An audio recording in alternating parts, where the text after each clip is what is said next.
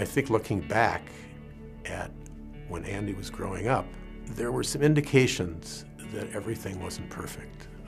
But because so many things were so good, I don't think that we really stopped to recognize them as being problems. He did get some counseling while he was in college. After he graduated, it was almost as if he had lost his job. His job had been for 18 years of going to school and doing the best and being the best in school, and all of a sudden it was over, and it was almost as if he didn't know what to do at that point. Andy was on a quest to find out what was wrong with him. He was smart enough to know that he had everything in life and more, and still didn't feel well, and he wanted to understand it. He looked in textbooks, we looked everywhere.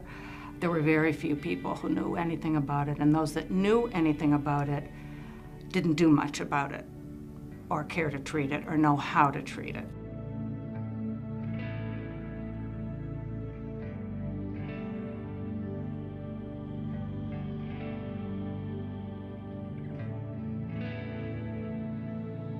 I know we can't bring Andy back, but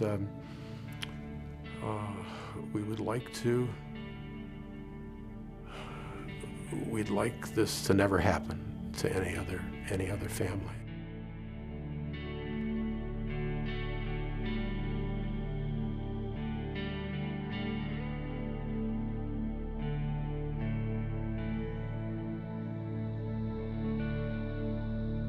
While the term social anxiety has become much more prevalent during the last couple of decades, the reality is that vast numbers of sufferers are not receiving treatment. And for many of those who are in treatment, the process is not productive. At least 15 million Americans have this disorder. Social anxiety impacts individuals of all cultures and is based on the dynamic of performance. This is what distinguishes it from other anxiety disorders.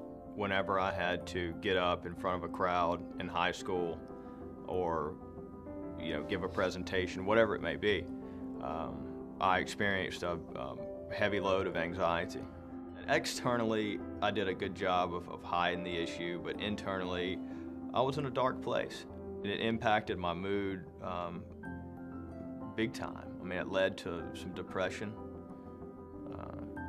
which at the time, I wasn't aware of that I was depressed, but I knew that something wasn't right. Total panic attack and my mind spinning around, and I'm about to say something and then I edit it and then it's just kind of a spinning, think of something to say and then no, let's not say that, and then getting like a sort of like an infinite loop.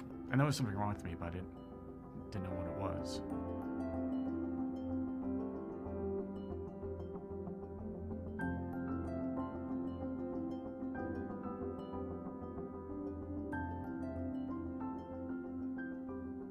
You must start early.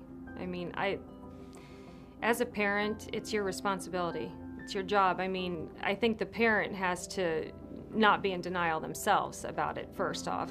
If you wait too long, that's just the longer it's going to get ingrained in them.